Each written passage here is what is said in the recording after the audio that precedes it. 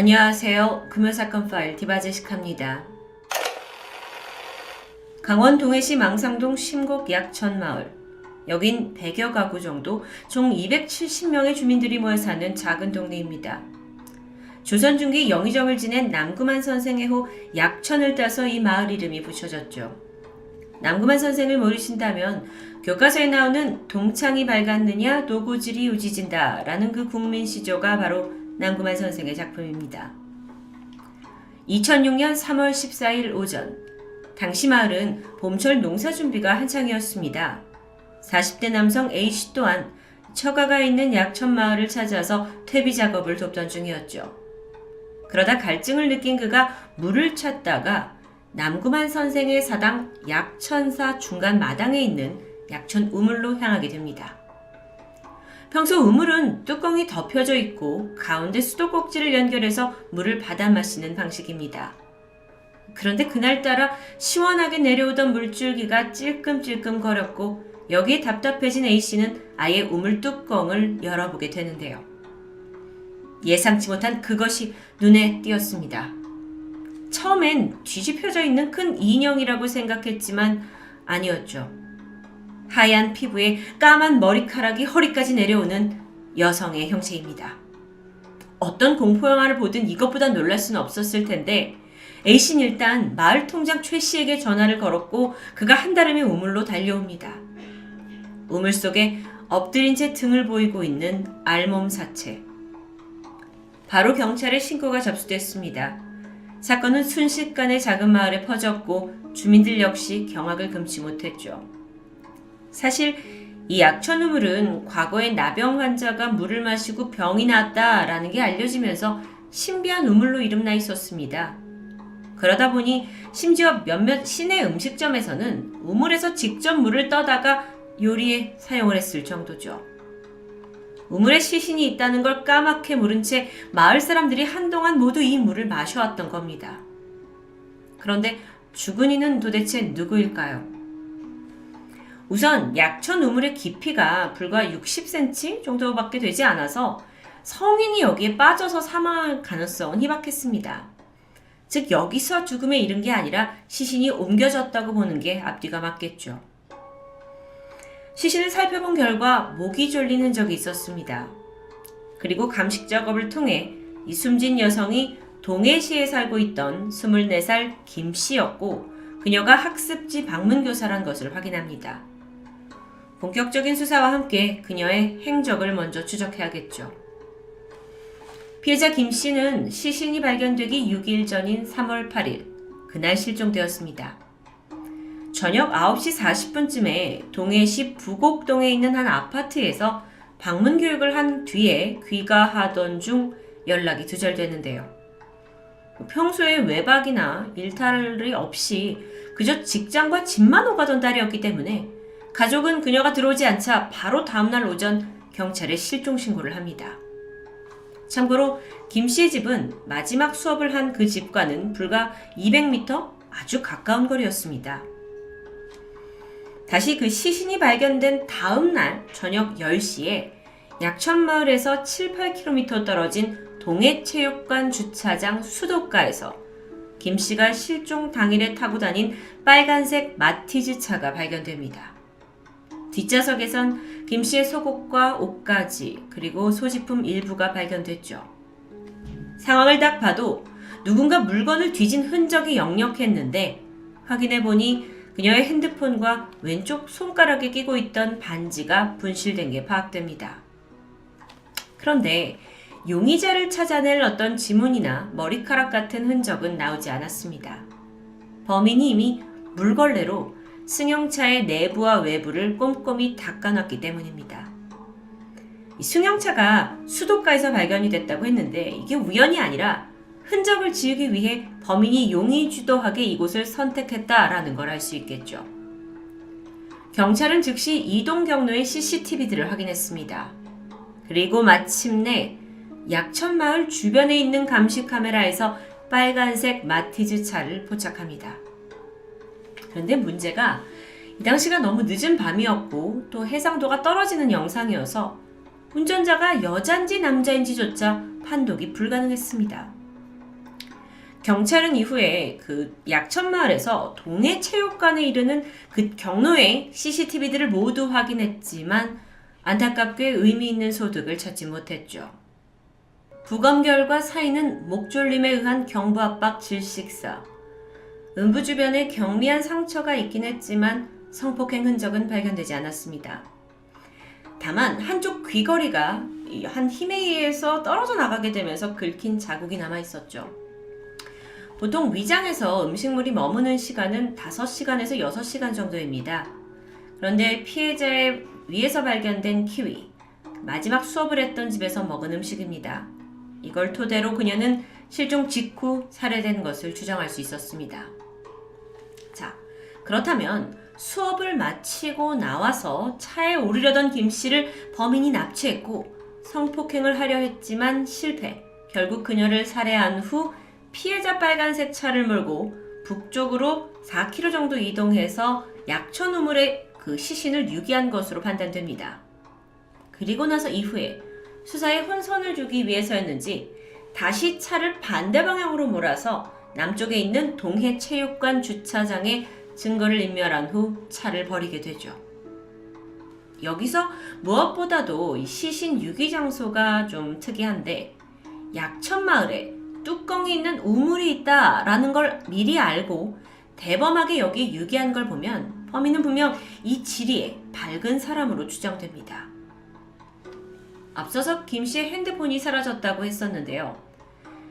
그녀의 핸드폰 위치는 실종 이후 동해와 삼척에서 여러 차례 포착이 되었습니다. 이건 범인이 며칠간 핸드폰 전원을 껐다 켰다 하면서 마치 김 씨가 살아서 움직이는 것처럼 위장했다고도 볼 수 있겠는데요. 꽤 용의주도하죠. 본격적인 범인 색출에 나서면서 경찰은 우선 김 씨 주변 인물과 마을 주민들 그리고 동종 전과자를 상대로 탐문을 벌였습니다. 근데 좀처럼 용의자가 나오질 않아요. 그렇게 시간이 지나 사건 3달 후인 2006년 6월 1일 동해시 부곡동에서 또 한 번 사건이 발생합니다. 저녁에 아파트 주차장에서 승용차에 오르던 40대 여성이 등 뒤에서 나온 괴한으로부터 납치된 거죠. 범인이 성폭행을 시도했지만 격렬한 반항에 부딪히자 여성의 목을 졸라 의식을 잃게 했고 죽었다고 생각했는지 그 피해자의 승용차를 몰고는 근처 도로에 유기하고 도주합니다. 근데 이 장소가 바로 김 씨의 시신이 발견된 약천마을 근처였습니다. 천만다행으로 피해자의 숨이 붙어 있었고 의식을 찾은 후에 신고를 하게 되죠. 사건을 보고받은 경찰은 이게 동일범일 가능성이 아주 크다라는 걸 직감했고 인상착의를 조사하게 되는데 안타깝게도 정신을 차린 피해자는 범인이 30대 정도로 보인다는 거 외에는 제대로 기억하기 힘들어했습니다. 그렇다면 차에 어떤 흔적이 남아있진 않을까요? 하고 정밀 수사했지만 별다른 건 나오지 않았죠. 만약 이 사건이 동일범이라면 범인은 첫 번째 범행 후에 3개월 만에 다시 살해 미수를 저질렀습니다. 그녀가 죽었다고 만약에 생각을 한다면 또다시 그 살해 본능을 이어갈 확률이 아주 높은 상황이죠. 그런데 그로부터 3주 후인 6월 23일 저녁 40대 여성이 남편과 함께 저녁 식사를 한 후에 차를 타고 동해시 부곡동의 또 다른 아파트 주차장에 도착합니다. 이날 남편은 먼저 집으로 올라갔는데 아내가 차 안에서 친정 식구와 통화를 하고 있었습니다. 그런데 이때 괴한이 조수석에 무작정 올라타더니 여성을 마구 폭행하기 시작했죠. 이후에 그는 승용차를 끌고 가려고 했지만 피해자가 비명을 지르면서 저항하자 포기하고 달아나서 근처 골목으로 사라졌습니다. 그런데 이때 심지어 목격자도 있었습니다. 아파트 발코니에서 담배를 피우고 있던 현역 군인 한 명. 피해자의 비명을 듣자마자 달려나가요. 그리고 도망가는 범인을 추격했지만 안타깝게도 놓치고 말았죠. 늦은 밤이었던 탓에 범인이 40대 정도의 남성이다 라는 진술 외에 의미 있는 정보를 얻을 수는 없었습니다. 이후 경찰은 승용차를 정밀 감식하게 되는데 정말 가까스로 룸 미러 프레임에 끼어 있던 머리카락 한 올을 발견합니다. 그리고 여기서 용의자의 것으로 추정되는 유전자를 확보하게 되죠. 세 번째 사건만에 발견된 유일한 단서. 경찰은 지역에 거주하는 강력 범죄자를 비롯해서 용의선상에 올랐던 주변 인물들을 대상으로 DNA 대조 작업을 벌였지만 일치하는 사람은 나오지 않았습니다. 자, 동해시 일대에서 벌어진 연이은 부녀자 납치 미수 사건. 그런데 이 사건에는 눈에 띄는 공통점이 있습니다. 이 세 사건이 발생한 장소는 물론 다 달랐지만 모두 부곡동에 있는 아파트 단지 안에서 발생했다는 공통점이었죠. 심지어 이 세 곳은 모두 반경 100m 안에 있는 곳입니다. 밤 9시 전후의 늦은 시각, 근처에서 혼자 승용차에 있던 여성들을 제압해서 납치하려고 했다라는 점.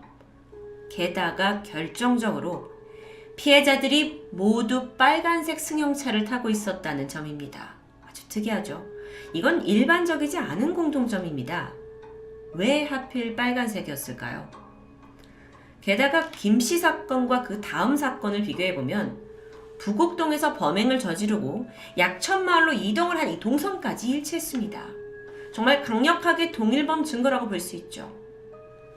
또 다른 점은 피해자 3명의 체구입니다. 사망한 김씨는 150cm 남짓의 작은 체구였는데 다른 피해자들도 비슷했습니다. 그러니까 범인은 자기가 좀 쉽게 제압할 수 있는 왜소한 체구의 여성들을 대상으로 골랐던 게 확실해 보입니다. 경찰은 집중적인 수사를 이어갔습니다.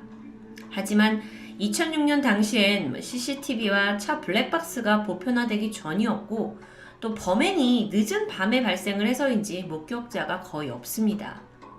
그렇게 3건의 연쇄적인 사건이 발생했지만 결국 이 모든 게 미궁에 빠져버렸고 사건은 지금까지 장기 미제로 남아있습니다. 정말 한탄스럽죠. 그래도 지금까지의 정황을 통해 드러난 범인에 대한 분석을 좀 정리해볼까 합니다. 먼저 그는 인근 주민 또는 그 일대지리에 매우 밝은 사람입니다. 약천마을은 그렇게 유명한 관광지는 아니기 때문에 평소 여기에 우물이 있다는 것을 아는 사람은 대부분 거주민이었습니다. 두 번째로는 신체적으로 범인이 165cm를 넘지 않은 왜소한 사람으로 추정된다는 겁니다. 사실 그는 이 3번의 연쇄 사건에서 단 한 번도 흉기를 쓰지 않았습니다. 그 이유를 좀 생각해보면 자기 힘으로 제압이 가능한 작은 체구의 여성만을 목표로 삼았기 때문이었죠. 하지만 아무리 흉기가 없더라도 범인은 이미 운동으로 몸을 단련했거나 힘쓰는 일에 종사했을 가능성이 높습니다. 반면 성폭행을 시도했지만 모두 미수에 그쳤다는 점에서 연령대가 아주 젊지 않은 사람일 수도 있겠죠. 세 번째로 제어하기 힘든 이상 심리나 이상 욕구, 충동으로 인해서 불특정 다수의 여성에게 공격적인 성향을 가지고 있는 것으로 보입니다. 특히 의도적으로 빨간색 차를 탄 여성을 표적으로 삼았다라는 점, 여기에 대해서 범죄 심리학자들은 빨간색에 대한 집착 심리가 있다고 분석합니다.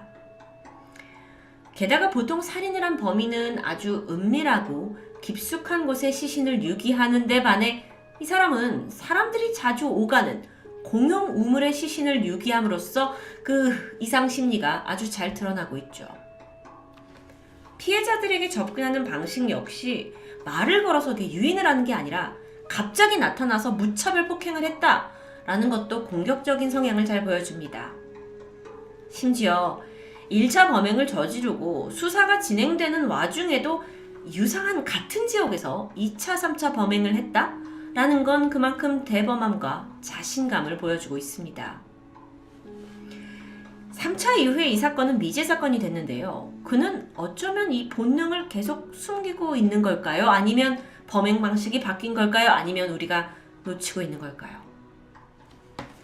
한 범죄 심리 전문가는 10년 넘게 유사한 사건이 발생하지 않는다라는 점으로 미뤄 범인이 어쩌면 다른 지역으로 이사했을 가능성을 말합니다. 또한 자신의 행동에 죄책감을 못 느끼는 소시오패스 또는 성폭행범들이 보통 범행 욕구를 참지 못해서 추가로 범죄를 가능성이 아주 높기 때문에 지금도 어디선가 같은 범행을 하고 있을지도 모른다고 강하게 우려했습니다. 여러분, 그는 여전히 우리 사회에서 호시탐탐 기회를 노리며 숨어 있다는 뜻입니다. 하루아침에 외동딸을 잃은 피해자 김 씨의 부모는 사건이 발생한 지 16년이 흐른 지금도 범인이 잡혔다는 그 소식을 기다리며 한 많은 삶을 살고 있습니다. 고작 24살이었던 딸의 창창한 미래를 뺏어버린 범인. 그는 과연 누구이고 지금 현재 어디에서 어떤 모습으로 살고 있을까요? 현재 이 사건은 강원지방경찰청 미제사건 전담팀으로 입관되어 있습니다. 2019년 3월부터 사건을 원점에서부터 다시 재검토하고 있다라고 밝혔는데요. 지금 이 순간에도 목격자의 결정적인 제보를 기다리며 범인을 집요하게 추적하고 있습니다. 제보가 이어지지 않는다면 범인은 계속 완전 범죄의 승리감에 도취해 살아가고 있겠죠. 금요사건 파일 디바제시카였습니다.